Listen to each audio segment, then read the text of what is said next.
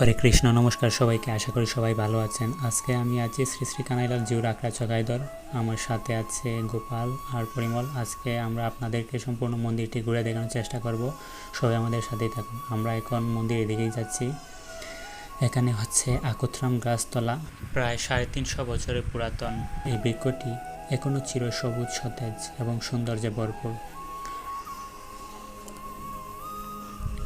আমরা এখন এখানে প্রণাম করে মেইন মন্দিরের দিকে যাব। এটা হচ্ছে মন্দিরের সামনে বড় বিশাল পুকুর। আমরা এখন মন্দিরে প্রবেশ করতে যাচ্ছি। মন্দিরের সামনেই দুই পার্শ্বে হাতের কাজ করা পঞ্চতত্ত্ব এবং অপরদিকে জগন্নাথ, বলদেব, সুভদ্রা, মহারানী এবং গৌরনীতায় আছেন। এটা হচ্ছে নতুন নির্মাণাধীন নাট মন্দির।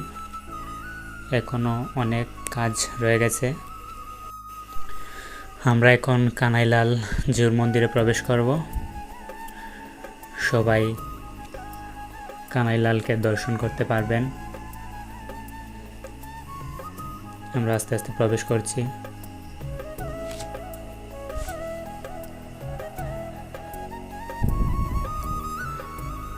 কানাইলাল এবং শ্রীকৃষ্ণ, রাধারানী সহ পার্ষদগণ আছেন। আমরা এখন প্রদক্ষিণের জায়গাটা দেখাচ্ছি। এখানে প্রসাদ রাখা আছে, নকুলদানা এবং বাতাসা। এটা হচ্ছে বেশ আসন।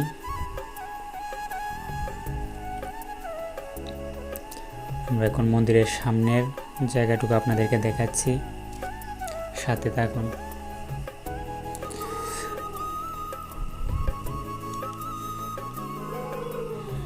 এটা হচ্ছে কৃত্রিম ঝর্ণা, বিভিন্ন রকমের ফুল গাছ। এখানে সর্বতীর্থ পরিক্রমা মন্দির আছে এবং পাশে আছে আখড়ার পূর্ববর্তী মহান্তগণের কাঠামো চিত্র। বর্তমান যিনি মহান্ত আছেন, ওনার আগে আরও 18 জন মহান্ত এই আখড়াটিতে ছিলেন। আমি এখন তাদেরকেই দেখাচ্ছি।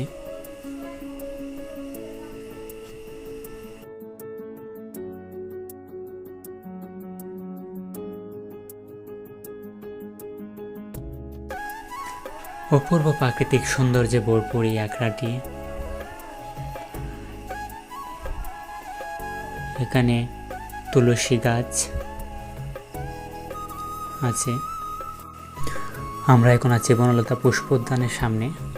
এখানে বিভিন্ন রকমের ফুল গাছ আছে। কানাইলালের সেবায় প্রতিদিন লাগে।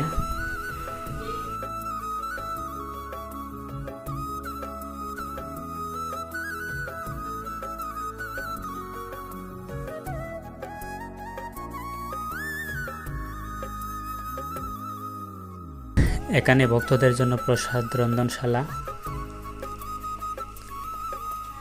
আখড়ার গাভী গোপাল গাভীটিকে একটু আদর যত্ন করছে।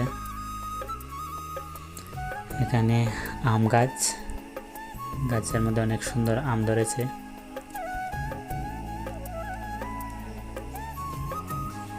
এটা হচ্ছে বেল গাছ। এখানে অনুষ্ঠানের সময় ভক্তদের প্রসাদ খাওয়ানোর জন্য জায়গা তৈরি করা হচ্ছে।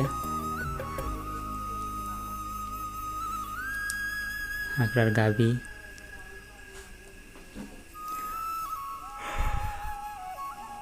আমরা এখন মন্দিরের সামনে চলে আসলাম।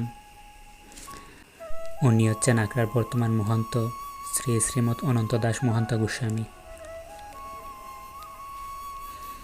প্রায় আমাদের মন্দির দেখা শেষ। আজ এ পর্যন্তই ছিল।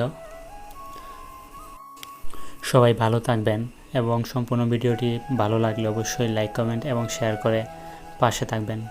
হরে কৃষ্ণ। নমস্কার সবাইকে।